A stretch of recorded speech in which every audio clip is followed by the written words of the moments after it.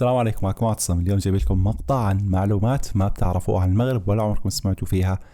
إذا كنتم مغاربة يعني ممكن وقتها تكونوا سمعتوا، لكن حاليا أنتم مش سامعين فيها. المعلومة الأولى بتحكي إنه المغرب تعتبر ثاني أقدم مملكة في التاريخ بعد بريطانيا. تخيلوا يا جماعة، من عام 788 حكموا المغرب تقريبا ملوك، يعني لمدة 12 قرن، تخيلين لحد الآن. المعلومة الثانية إنه المغرب ما فيها أي مصدر للطاقة، يعني ما فيها نفط، غاز طبيعي كذا، بتعتمد على الموارد البشرية بشكل أكبر يعني، أو التنمية البشرية. المعلومة الثالثة إنه المغرب تبعد 15 كيلو عن دول أوروبا، وهي تعتبر الأقرب بالنسبة للعرب على أوروبا، تقريبا هي حدود إسبانيا. المغرب تعتبر كحلقة وصل بين قارات العالم، وموقعها زي ما حكيت يعتبر استراتيجي، أو ما بعرف إذا حكيت صراحة، لكن يعتبر استراتيجي. المعلومة الرابعة إنه أول جامعة تأسست كانت في المغرب في التاريخ، متخيلين؟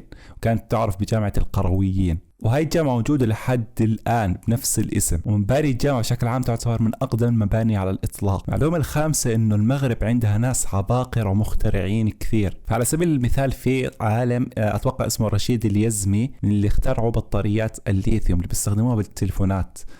يب مغربي، هو كان وراء هذا الاختراع، بطارية الليثيوم. المعلومة السادسة أو السابعة مش متأكد، لكن مين تتوقعوا حصلت في عام 2015 على أول مدينة سياحية على مستوى العالم؟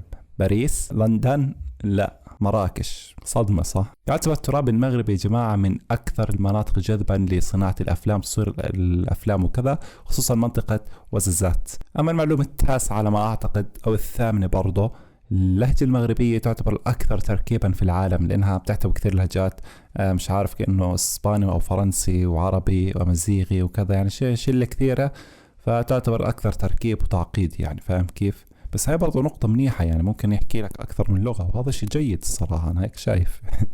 لهون بنكون وصلنا نهاية المقطع. أتمنى المقطع عجبكم. ما عليكم من اللي موجود هان جنبي، أتوقع هيك صح؟ تمام.